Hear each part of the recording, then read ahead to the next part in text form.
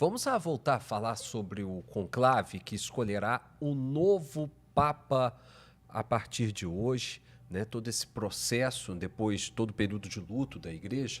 E a gente vai estar já aqui agora conosco recebendo o Padre Samuel Fidelis para conversar conosco, né, sobre todo esse processo. Boa tarde, Padre. Prazer estar com o senhor aqui. Uma boa tarde, André. Boa tarde, Milene. Boa tarde à nossa audiência da Rádio América e da TV Horizonte. Sua bênção, primeiro notícia. Deus abençoe, fortaleça. Um momento realmente de reflexão, de oração, um momento de confiar que Deus está tocando todo esse processo, à frente desse processo todo, né, Padre? Um momento muito singular. O Papa se destacou, ou o Ministério Petrino, nesses dias de toda a pujança midiática, fica todo mundo muito curioso, como é que elege, como é que funciona, quem é o sucessor de Francisco. E é o momento em que, inclusive, os cardeais se dedicaram para pensar do ponto de vista político, das expectativas, do ponto de vista da orientação pastoral que se espera para esse sucessor de Pedro, sucessor de Francisco. Agora é um momento de mais tranquilidade e contemplação. Esse movimento dos cardeais irem para a casa Santa Marta, agora nesse exato momento prestando esse juramento, na grande Capela Sistina de Michelangelo, é pois de uma entrega, de um abandono à graça de Deus, tal como a Igreja experimenta desde o início. Agora é o momento do grande agente, da grande personagem do conclave, que é o Espírito Santo agir. A gente está vendo imagens aí do juramento de cada um dos cardeais, né? Já dentro da Capela Sistina, que é o local onde acontece o conclave.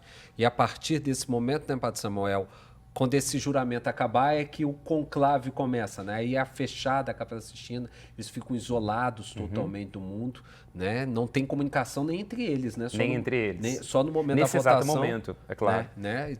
Mas depois, né, quando eles vão se retirar novamente para a Casa Santa Marta para poder ficarem lá, né? Eles não podem ter contato entre eles, né? Não pode ter um contato externo, é claro, evidentemente do conclave, pela própria dinâmica do que está acontecendo. Não dá nem tempo ali para aquelas conversas mais delongadas, porque a votação demora porque é um número grande de cardeais, é até a conferência.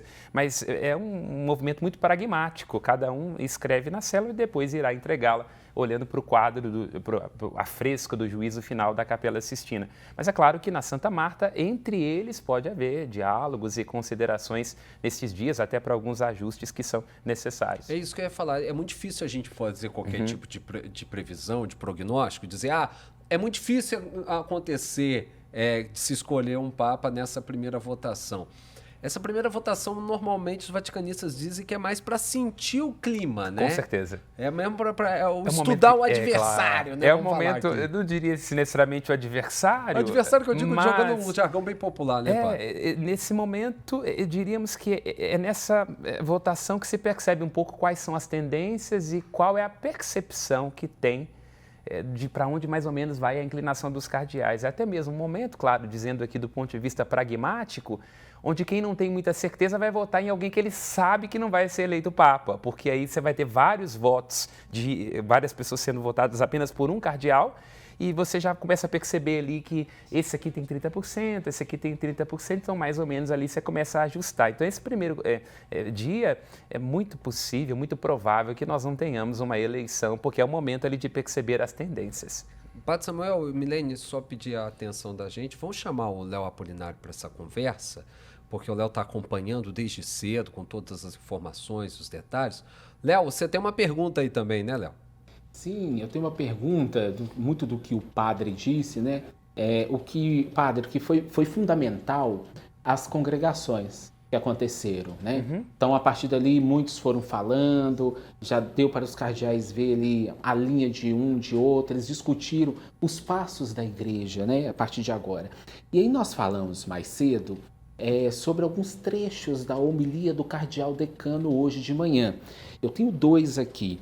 Ele disse, estamos aqui para invocar a ajuda do Espírito Santo, para implorar a sua luz e a sua força, a fim de que seja eleito o Papa que a Igreja e a humanidade precisam nesse momento tão difícil e complexo da história. E aí ele completou dizendo que entre as tarefas de cada sucessor de Pedro, conta-se fazer crescer a comunhão de todos os cristãos. E aí ele termina dizendo que comunhão também entre os povos e as culturas, tendo em vista que a igreja seja casa e escola de comunhão. O senhor avalia isso como um recado? Com certeza, nesse momento, nos lábios do cardeal decano, sobretudo porque ele tem uma certa isenção, já que não participará do conclave, já tem 83 anos, há mais ou menos a apresentação em linhas gerais do que ele escutou e do que ele percebeu. Então, é sempre muito bom prestar atenção na homilia neste momento, porque ela já é, de alguma forma, uma espécie de spoiler do que está ali como percepção do Colégio dos Cardeais.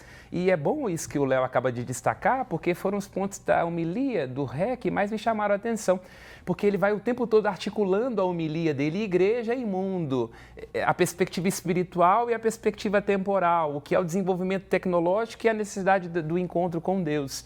Então, de alguma forma, já estabelece que haverá, sim, uma preocupação espiritual, já que o Papa faz, às vezes, do Cristo, na medida em que tem que ser o seu rosto, sua face, sua presença, mas, ao mesmo tempo, também uma preocupação muito grande com aquilo que está acontecendo no contexto contemporâneo, os desafios atuais. Então, já indica que a Igreja terá muita ponderação na pessoa dos cardeais para articular esses dois eixos, né? Então, chama muita atenção nessa homilia do Ré, destacando isso. E quando você coloca, Léo, a perspectiva da comunhão, é muito interessante porque esse grande conceito, esse grande eixo do pontificado do Papa Francisco, que é o da sinodalidade, que esta ideia de uma igreja que se percebe sempre na comunhão com os bispos, entre os fiéis, numa igreja que tem uma dimensão pastoral que não é tanto hierarquizada, mas mais horizontalizada, ela trouxe também as suas tensões.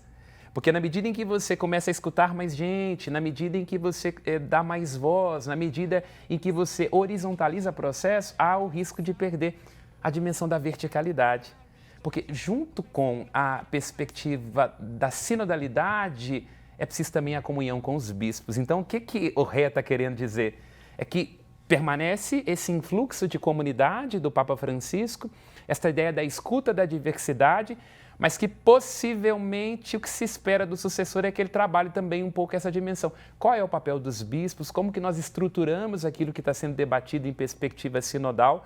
Então, o que ele está querendo dizer de alguma forma ali é de uma conciliação nas alas mais à esquerda, mais à direita, conservadores e progressistas. Milena, você tem alguma pergunta também? Eu queria que o padre falasse um pouquinho, né? A gente estava falando agora de comunhão e de como o Papa Francisco falava sobre isso. Também nós sabemos a força que o Papa tem de repassar as mensagens importantes, né? Eu queria saber se o senhor pontua alguma outra coisa ali que a igreja precisa entender mais, que se espera do novo Papa. Essa pergunta é muito pertinente porque, para a Igreja Católica, a grande missão do Papa é confirmar na fé e presidir na caridade. Então, confirmar na fé significa que a missão do Papa é o estabelecimento do consenso. Então, em que cremos? Sempre oramos para Pedro, enquanto católicos desde o início, para perceber a direção, em que medida, na diversidade das opiniões, nós temos um consenso da fé, que é a ideia do creio, que nós chamamos, na perspectiva latina, da homologia do culto, né? Como católicos, cremos de maneira uníssona, não obstante nossas diferenças. Mas tudo isso tem que ser feito com a caridade. Então, não há possibilidade de uma verdade que não seja revestida do amor, da consideração do outro, da sensibilidade ao outro. Portanto, ao se pensar em comunhão, se pensa também no amor. O Ré enfatiza isso quando ele fala, no momento da sua homilia, sobre o que Cristo diz no seu mandato do amor, não é? De que todos nós somos devedores, o Cristo que lava os pés. Então, quer dizer, toda esta presidência, tudo que o Papa faz confirmando na fé, ele só pode fazê-lo a partir do amor, para o amor, e não há possibilidade de comunhão e de comunicação, senão nessa sensibilidade, neste encontro, nessa abertura, nessa consideração daquilo que o outro é, nessa acolhida do outro. O cardeal Ré também já passou por outros dois conclaves, né? Com certeza.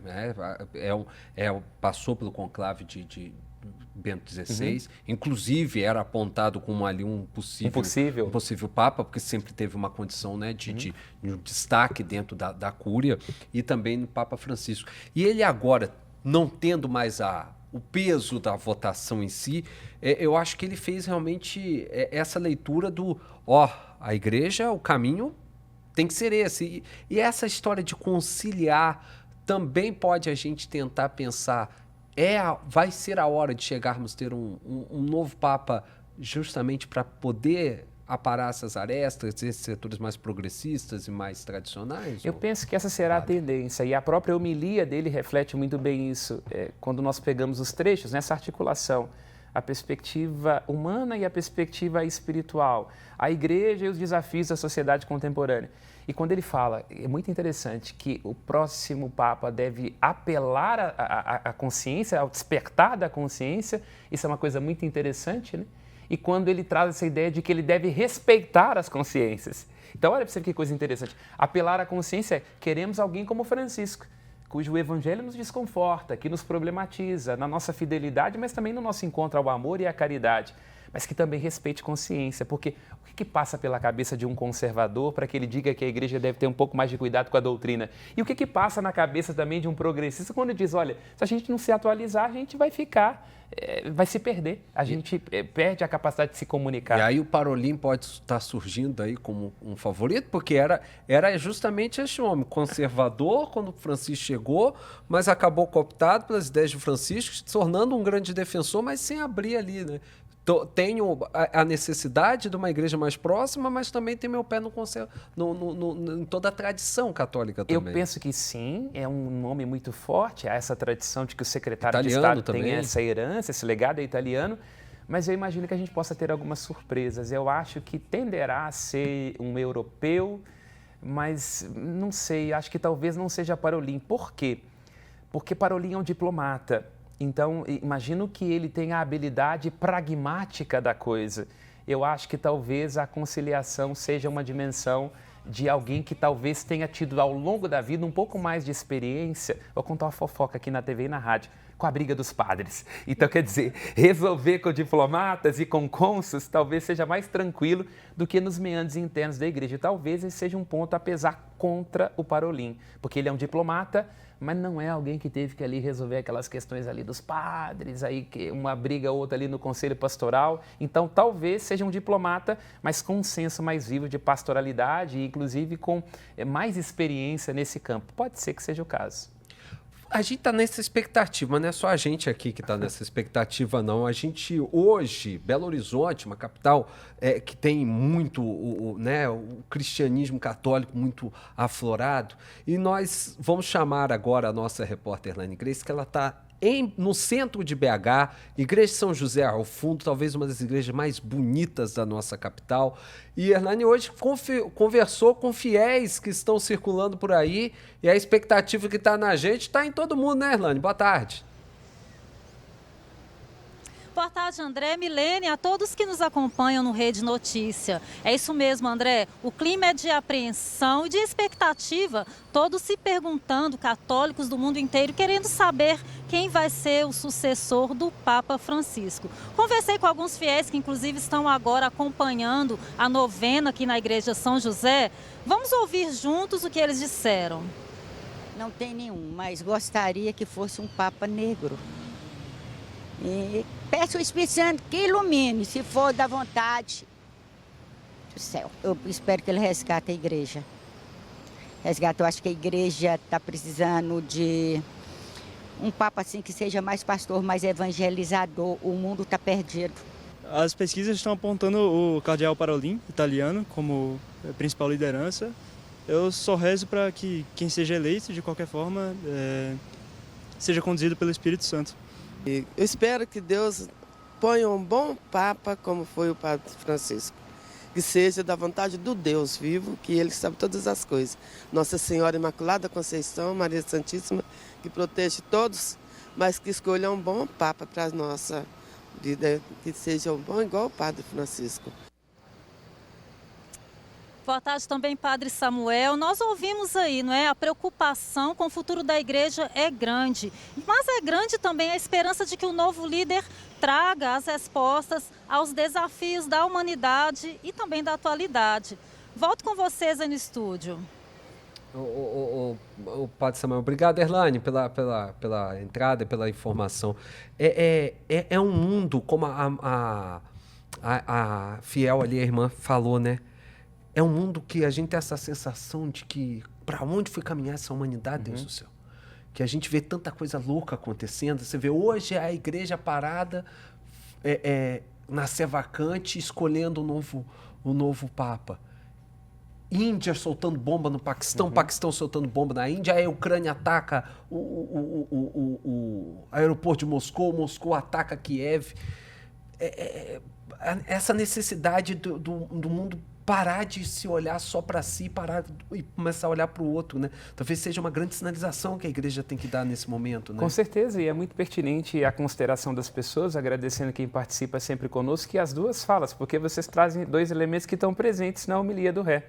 Em primeiro lugar, quando ela termina falando dos desafios contemporâneos, e é assim que ele termina a sua homilia, falando exatamente um Papa que esteja consciente destes desafios contemporâneos e que o Espírito Santo conceda à igreja isso, né?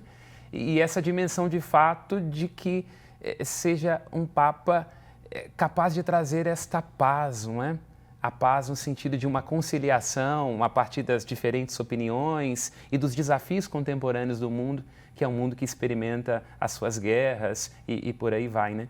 Então, eu penso que o que nós pedimos e temos como aspiração, como esperança, é que o Papa cumpra a sua nobre missão de ser um portador da paz. O branco de que está revestido um Papa no momento em que ele se torna líder da igreja é um indicativo disso. É esta paz que vem dessa consideração do outro, essa paz que traz o elemento que você traz, que está presente na homilia do Ré, de não ser autorreferencial, portanto, alguém que estabelece uma conciliação que não é exatamente uma concordância dos pontos de vista, que não é exatamente uma uniformidade, mas é uma unidade que se faz a partir do reconhecimento do outro, no seu lugar de outro, que não pode ser violentado. Quer dizer, a diferença ela não pode ser um pressuposto e uma desculpa para o ódio. Então, o que a igreja aspira é que o Papa cumpra essa função. Historicamente, sempre foi esse papel, quando nós olhamos, quando os papas eram ainda os seus príncipes, o pai dos reis, como é um dos seus títulos. Aqui no Brasil, por exemplo, pensamos no Tratado de Tordesilhas, Alexandre VI, que é quem define, que fica com Portugal e com a Espanha. Mas hoje, vamos usar uma expressão chique, soft power, quer dizer, com poder que ele não é da arma, que ele não é da força. Quer dizer, Napoleão pergunta quantos soldados tem o Papa? Não é da ordem dos soldados, não é da ordem da imposição, não é da autoridade, não é da disputa, mas é de uma verdade que apela ao coração, de uma lucidez que ajuda a gente a perceber no contexto político, social e religioso, que aquilo que nos divide enquanto doutrina, enquanto divergência, é muito menor do que aquilo que nos une enquanto humanidade. Então, essa é uma missão profética do Papa. Nestes tempos de tanta diferença, de tanto ruído, de tanta autorreferencialidade, o Papa é um vínculo de unidade, o Papa é um sinal desta caridade, é um sinal de que a gente pode, mesmo não concordando sobre tudo, não ter que brigar tanto. Padre Samuel, mais uma vez, muito obrigado por o senhor estar aqui, rapidinho no seu tempo corrido, todos os compromissos. E agora a gente vai ficar esperando e acompanhando aqui. E se pintar fumaça branca, a gente laça de estar para dentro do estúdio. Pode ter certeza disso, agradeço pela oportunidade, parabenizando mais esse movimento muito bonito na Rede Catedral. E estamos juntos, vamos esperar aí a eleição do Santo Padre com muita esperança. Obrigado, Padre. Obrigado.